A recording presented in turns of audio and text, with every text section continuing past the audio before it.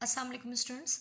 आज का हमारा टॉपिक है रिकॉम्बिनेंट फ्रीक्वेंसी या रिकॉम्बिनेशन फ्रीक्वेंसी। रिकॉम्बिनेशन फ्रीक्वेंसी को समझने के लिए हमें समझना होगा क्रॉसिंग ओवर, जो कि मेरा पिछला टॉपिक है, पिछला लेक्चर है, वो आप लोग अच्छे तरीके से समझिए बच्चों। क्रॉसिंग ओवर क्या है? Exchange of DNA segment between non sister chromatid of homologous chromosome. जो दो होमोलोगस क्रोमोसोम होते हैं उनके जो दो नॉन सिस्टर क्रोमेटिड होती हैं वो आपस में जीन यानी कि डीएनए का सेगमेंट को एक्सचेंज कर लेते हैं, जिसे कहा जाता है क्रॉसिंग ओवर। जैसा कि यहाँ पर ये सेम वही कल का लेक्चर मैंने रिपीट किया है। ये पेरेंटल क्रोमोसोम है, ये एक क्रोमोसोम है, ये दूसरा क्रोमोसोम है, ये दोनों ही आपस में होमोलोगस पेयर हैं।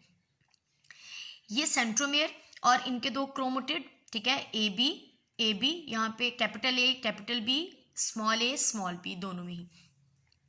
लेकिन जब यहाँ पर क्रॉसिंग ओवर हुई है बेटा, ये कल का लेक्चर है, ये कल की वीडियो में ऑलरेडी मेंशन है, आप लोग अच्छे तरीके से उसे समझिए।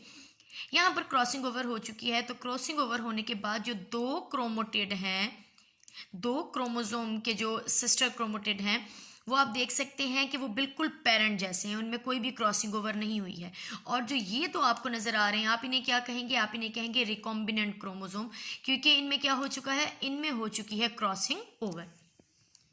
अब अगर हम बात करते हैं कि व्हाट इज रिकॉम्बिनेशन फ्रीक्वेंसी, तो रिकॉम्बिनेशन फ्रीक्वेंसी होती है डिस्टेंस बिटवीन लिंक्ड जीन।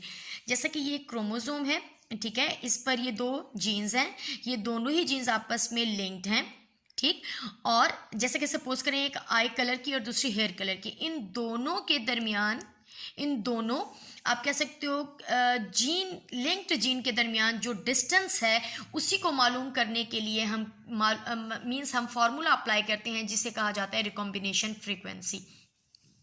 आप कह सकते हैं कि क्रोमोसोम पर जो डीएनए है, डीएनए पर जो जीन्स मौजूद होती हैं वो आपस में एक दूसरे के साथ लिंक्ड होती हैं, जिसे लिंक्ड जीन कहा जाता है। दो लिंक्ड जीन के दरमियान का डिस्टेंस हम कैसे मालूम कर सकते हैं? रिकॉम्बिनेशन फ्रीक्वेंसी के थ्रू मालूम कर सकते हैं। और ये रिकॉम्बिनेशन फ्रीक्वेंसी किसके डायरेक्टली प्रोपोर्शनल है? रिकॉम्बिनेशन फ्रीक्वेंसी डायरेक्टली प्रोपोर्शनल है डिस्टेंस बिटवीन लिंक्ड जीन, और यही हम मालूम करते हैं रिकॉम्बिनेशन फ्रीक्वेंसी में। इसी रिकॉम्बिनेशन फ्रीक्वेंसी को मालूम करने के लिए, या आप कह सकते हो डिटरमाइन करने के लिए, जो फार्मूला है वो क्या है?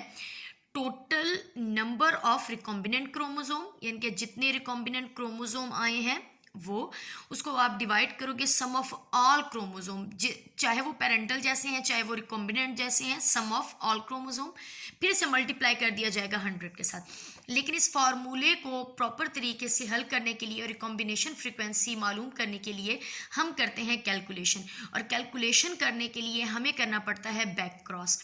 तो बच्चों बैक क्रॉस क्या है? बैक क्रॉस में आप हेट्रोजाइगस कंडीशन को क्रॉस करवाते हो होमोजाइगस के साथ, लेकिन ये भी ज़रूरी है कि जो होमोलोगस है वो रिसेसिव होना चाहिए, ना कि डोमिनेंट, ठीक है।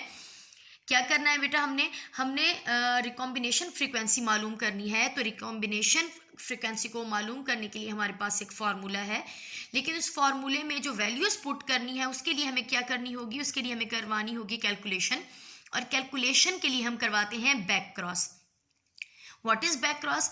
जब आप हेट्रोजाइगस कंडीशन को, हेट्रोजाइगस बेटा आपको पता है एक डोमिनेंट होगा और एक रिसेसिव होगा, उसको आप क्रॉस करवाते हो होमोजाइगस के साथ, लेकिन ये भी जरूरी है कि वो होमोजाइगस क्या हो? रिसेसिव हो। ये जैसे कि क्रॉस करवाने के लिए ये हमने पेरेंट्स लिए हैं, ठीक है, ये दो क्रोमोसोम, दो पेरेंट्स।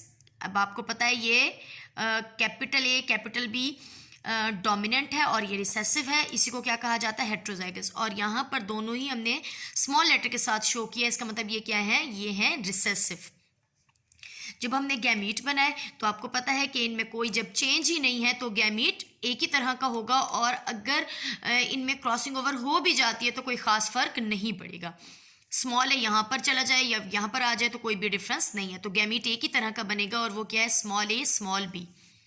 लेकिन यहाँ पर जब हेट्रोजाइगस कंडीशन है तो यहाँ पर क्रॉसिंग ओवर होगी, जब मियोसिस होगी तो क्या बनेंगे? गैमीट बनेंगे। ये डिप्लॉयड है तो ये 4 तरह के हैप्लॉयड गैमीट हो जाएंगे, यानी कि यहाँ पर आपको क्रोमोसोम के 2 क्रोमेटिड नजर आ रहे हैं, लेकिन यहाँ हर एक के पास एक एक क्रोमेटिड है।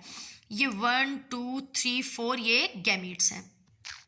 स्टूडेंट्स मैंने यहाँ पे नंबर भी लगा दिए, ठीक है। ये क्या था, ये पेरेंट था जो कि डिप्लॉयड था, लेकिन जब उसके गैमीट्स बनेंगे तो 4 तरह के हैप्लॉयड गैमीट बनेंगे। पेरेंट के पास डबल क्रोमोटिड थे, एक क्रोमोसोम के पास 2 क्रोमोटिड थे। यहाँ पर एक क्रोमोसोम के पास एक ही आर्म या एक ही क्रोमोटिड मौजूद है। यहाँ पर मैंने नंबर क्यों नहीं लगाए, ये भी बेटा 4 ही बनेंगे, मियोसिस के बाद 4 गैमीट्स बनते हैं, लेकिन सब में क्योंकि कोई भी डिफरेंस नहीं है, वो होमोजाइगस है, इसलिए हम उसको एक ही के साथ शो करते हैं। अब बेटा हम करवाते हैं इनका क्रॉस करवाने के लिए एक पेरेंट का गैमेट क्योंकि बिल्कुल सेम था तो हमने उसको एक ही काउंट किया है और यहाँ पर रख लिया है।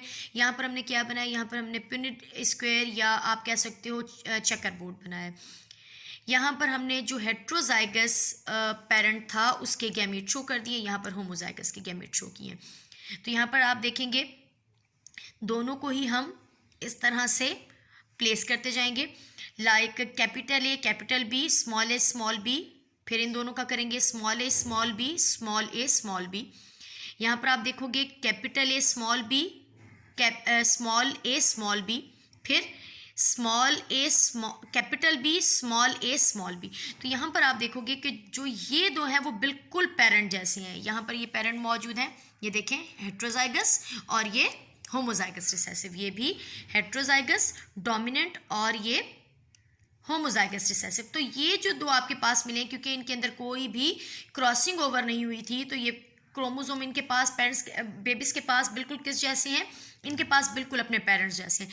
लेकिन यहाँ पर क्योंकि रिकॉम्बिनेशन हो चुकी है तो इनमें चेंजेस आ गई हैं, लाइक ये चेंज है क्रॉसिंग ओवर की वजह से और यहाँ पर ये चेंज है। इन्हें हम क्या कहते हैं, इन्हें हम कहते हैं रिकॉम्बिनेशन।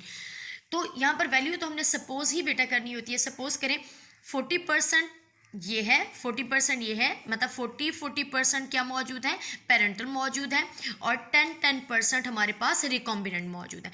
तो जो हम फार्मूला अप्लाई करते हैं रिकॉम्बिनेशन फ्रीक्वेंसी को मालूम करने के लिए, वो हम करते हैं total number of recombinant chromosome. तो रिकॉम्बिनेंट क्रोमोसोम या वैल्यू हमारे पास क्या आई है 10 यानी कि 20, और टोटल नंबर कितने हैं 40, 80 और 20, 100 आ गए।